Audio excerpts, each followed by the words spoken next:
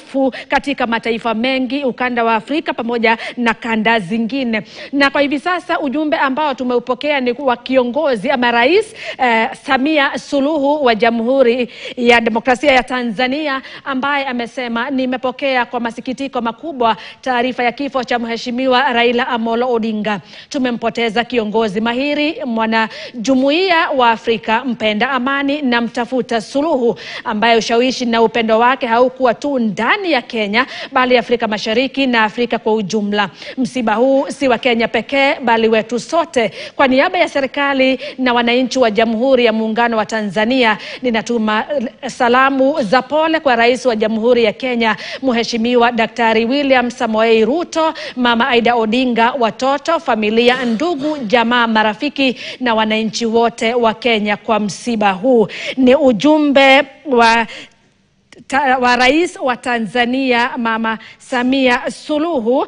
ambaye ametuma ujumbe wake kwenye mtandao wake wa kijamii. Tutaendelea kuangazia hizi jumbe za viongozi wa kisiasa, viongozi wa matabaka mbalimbali, pindi tutakavyokuwa tunapokea hizo jumbe za risala za rambirambi.